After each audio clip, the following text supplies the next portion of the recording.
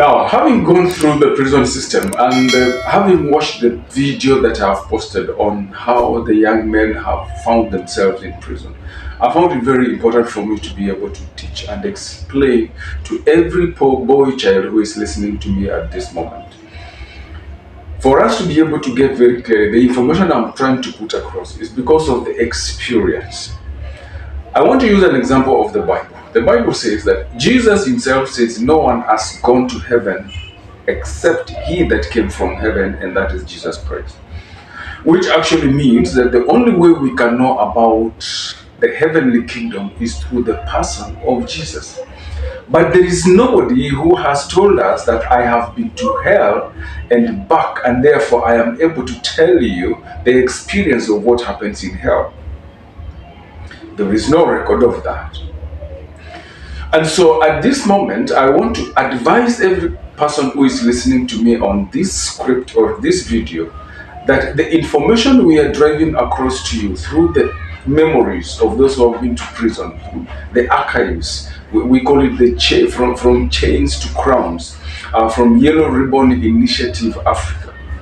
The purpose of us bringing this video or this scripts to you all in this channel is to be able to educate the public and notify the public that whenever these people come out of prison, they have to be accepted.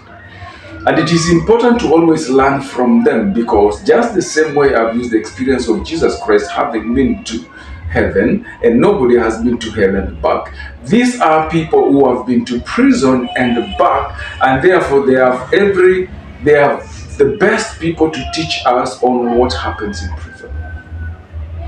Because as you have heard from the persons who have gone through that experience, nobody is destined to go to prison, but everybody is a candidate of prison. One of them just said that the only person you cannot find in prison on ordinary measure is the president. But in prison, even the officers themselves who arrested you can still find themselves in prison. And therefore, when you hear or when you watch these videos that we send to you, I want to raise an issue where one young man called me names and insulted me because of the poor quality of the video that we did. Okay, however, we may not have best cameras, but the information we're trying to drive across is for education purpose. Can you imagine a situation where somebody has come out of prison and he has nowhere to begin? A situation where somebody has come out of the gates of prison and is only given 50 shillings. And let me tell you, in most cases, they are only given money that takes them back to where they collected them. For example, if your case was in a court in Milimani or Makadara or in Embu or in Mombasa, the prisons will give you only bus fare or money to take you up to the place where they picked you. That is the place you were convicted, and that is the court. Immediately after that, then it is you and yourself alone to see how you can make things work out. And on very rare occasions now, we find the welfare department, which is very appreciated, and I really very grateful for them, that they even take an initiative to take the people back home, calling their relatives, explaining to them on how they can be reintegrated into the society. And so it is important for us to understand that when people come out of prison, they actually need your assistance, or they need your acceptance and embrace them. But there is something which I want to put and send a warning to the boy child who is listening to me. I know many of us, you have a sister, you have a brother, you have a son, you have a father, you have an uncle, you have a male child, you have a husband, or you have a male in the house. In one way or another, I know many of us have disagreed in various circumstances in our lives. But I want to tell you something. We need each other in both sexes at all times. People disagree. If twins can disagree, how about you who was just met by infatuations or love and all that kind of stuff? There are so many young men in prison. And many of the cases that are there in prison are defilement cases. And I want to mention this especially with respect to men, boy child. Many people or many men who are in prison, and of course in the country and generally in the world, there are so many prisons for men than women. And yet in the world, the population of female to men is very disproportionate. That is, we have many women than men. So the greater responsibility and shoulder of care and protection in the society lies on men. And so the resources that men fight for are very limited. And therefore, many things happen in the life of men. Almost 3/4 of the entire population of prison in the world, and let me talk about Kenya for this matter, from the research I've done personally, 3/4 of the persons in prison is with respect to sexual offenses. And many of them, even those who have been convicted because of stealing, robbery, murder, and all this stuff, is because there was a woman behind them. And so I'm warning every young man here that you need to be very cautious whenever we give a teaching like this. Take it very seriously and listen from the memoirs of those who have been in prison. And let me give you an example. In sexual offense, section 8, subsection 1, it says, a person who commits an act which causes penetration with a child is guilty of an offense defined or termed as defilement. One question that I want to ask you, and I want you to understand, is who penetrates the other? It is definitely the boy who penetrates the girl.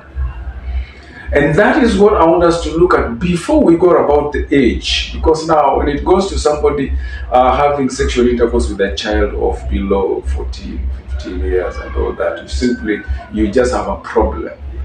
Unless they're age mates, but below there we have a problem.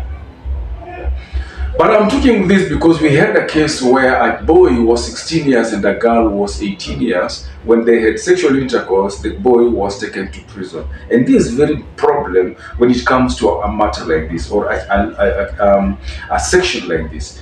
Who causes penetration? It is the boy, not the girl. And therefore, from that understanding alone,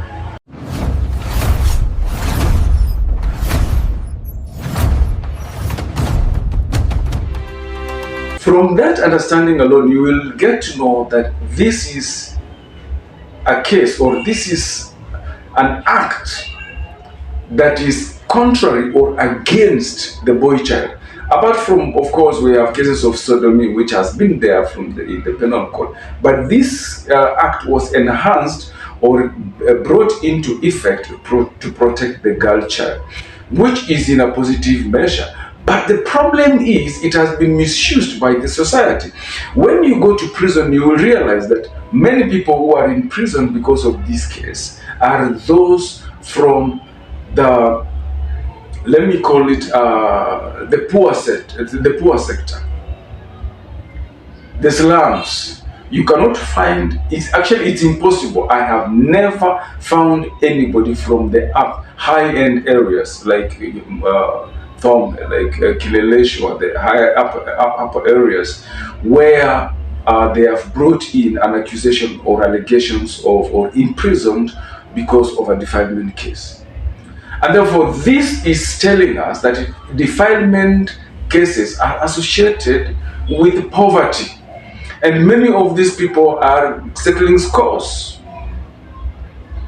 We have cases where we've had people saying that, oh, I never committed, and we've been thinking that this is a simple lie, trying to bring up an alibi. Until much later, when somebody has suffered in prison, that is when a child comes up after 18, 20 years thereabout. Then he says, my mother duped me and lied to me and coerced me to lie against so and so, against my father, against a grandfather.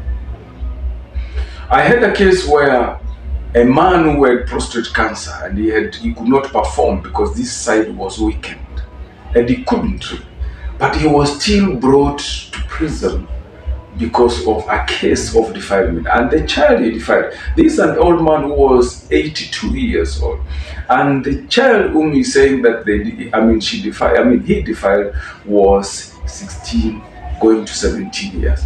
Now, I want you to imagine a child of 16, 17 years being defiled by an old man of 80 years old, who is stronger than the other. And that tells us one thing, that there is a problem in the litigation system, the judiciary system, the judicial office. We have a problem with the probation, especially, not probation, prosecution, especially when it comes to investigation. Investigation in the system is very poor. And that is why the Constitution provides very clearly about the prosecution, that they are not supposed to be adversarial, but they should be in search of the truth for the public interest. Not merely adversarial. It only becomes adversarial in the sense that once the complainant stands on the other side and the accused person stands on the other side. But then our prosecution are supposed to be literally seeking the truth, so that even if the accused person says the truth and the complainant is lying, then the complainant is supposed to be taken in custody. And then the measure should be put in place so that if you are found to have lied, court, of course we have law against perjury, cheating in court. When you are under oath, you should be brought back to court and be sentenced to serve that, so that the public should know that when you get to court, you're not supposed to lie. And therefore, I'm putting this to task to all the men in the house and those who are listening to me. Beware of this sexual offense. This law is simply standing against you. And anytime you are found playing with a child, we have sexual assault. You touch a child's breast or this other lower section, one, you will be leveled with a charge of indecent act or sexual assault. It is chill on men, because a mother touching the breast of a child will not be accused of indecent act. It's only the man. And I hope you understand that. Like, for example, if my daughter sits on my laps and I have disagreed with the mother, and then she will take me to court, where is the proof of indecent act that you touched your child's or the girl's private parts or the breasts? It is very crucial for every boy, every man who listens to this to be very careful when it comes to dealing with the female gender.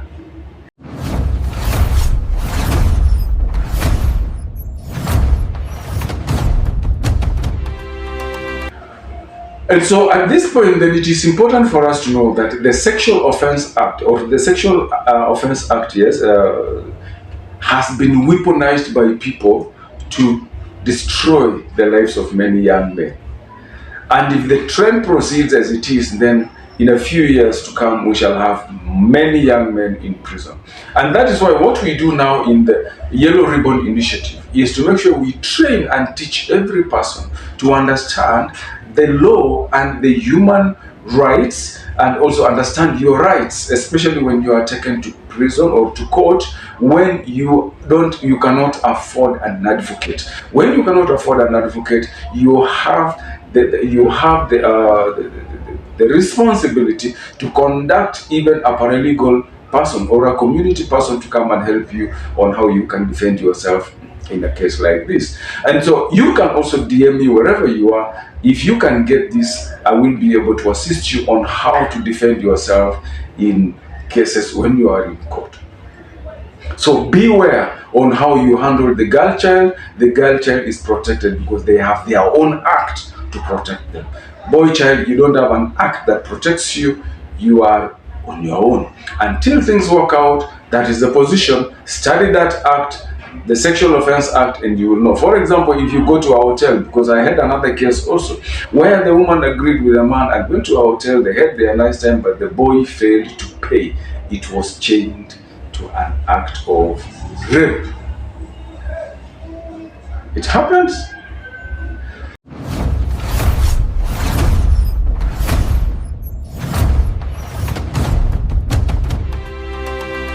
The other thing I want to talk about also is the runaway parents, and mostly it's affecting the boy child, those who have they impregnated a lady or girl or a woman, and then you disappear. You are not taking responsibility of the child.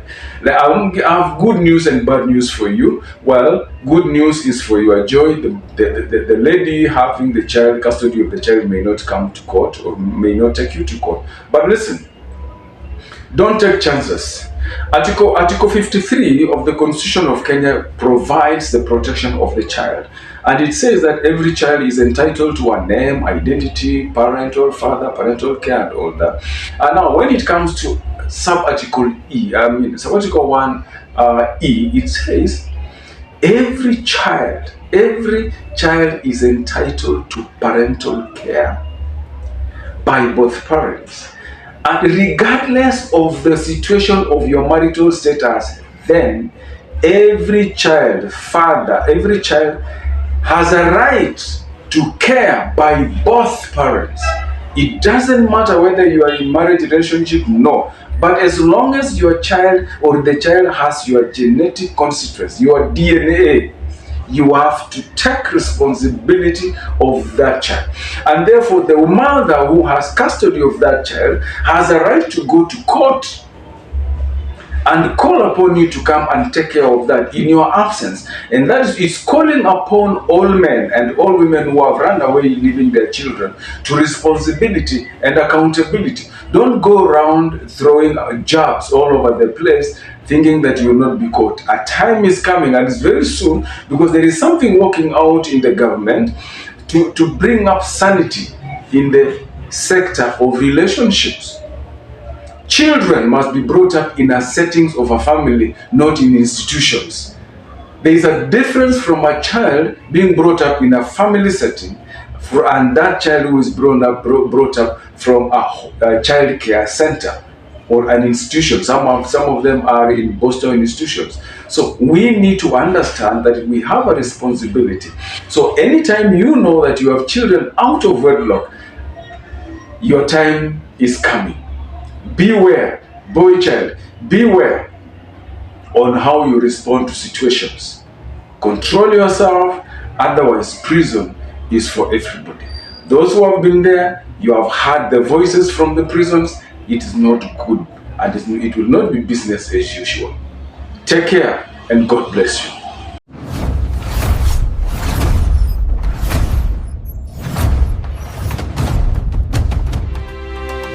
Now, to sum it up now on this is that we at Yellow Ribbon Initiative of courtesy of Flair Africa, we take care, or we try to help in those who are getting out of custody to integrate them into the society.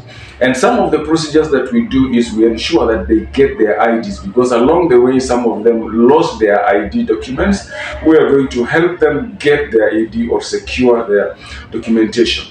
The other thing that we do is that many of them, when they were incarcerated, their properties were wasted and sold away. So we've got to help them in legal ways on how to restore their properties, restoring them, and also putting them into counseling sessions during this time of settling into the community and possibly seeking a placement for work so that they can generate income for themselves. And of course, in partnership with other organizations, we shall place them in small accommodation for a short time, and we introduce them to the system of SHA into the government so that they have a free cover for 1 year, 2 years until they settle down. And within that time, there are those also who went to prison when they were having a lot of debts. And as soon as they come out, they are likely to be harassed by the debtors. So what we do is to write to them an affidavit or a petition to give them a leeway for over 2 years so that they can be able to settle down. So other amenities that we try to put in as an organization, our responsibility is to just help them. So whenever you see us asking for a funding or a donation, well, that is the work that we want to go and do. There are those who are saying that they want a trolley for smoky eggs and all that stuff. Another one said he wants a small kibanda which is worth about 50,000 for selling soup and so many kind of stuff, nyama choma and all that. And that's what we do, as long as they're able to generate income for themselves and be able to teach the society. Because when we embrace them, we use them also when we have functions, so that they can teach the community in barazas on how to not to be in conflict with the law. So when you see us asking for a donation through the VAPU, which I've posted just down here, then kindly assist us in that kind of donation. So shalom and God bless you so much. DM when you have anything, please share, like, subscribe, and just support us to reach out, so that we need to have a amicable and so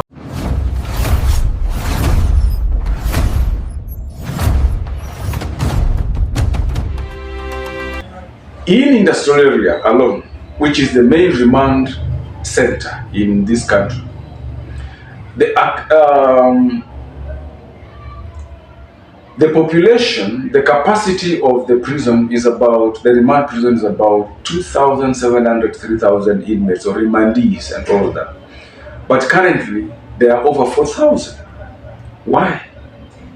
These are the things that we are trying to establish and make them understandable, or make them work out, so that we can reduce. It's going to also to be safe for the society, and also to be afford or cheaper for the government to save on money, so that other activities can be worked out, instead of feeding people who are just sleeping. There are things we could be able to sort out in the society.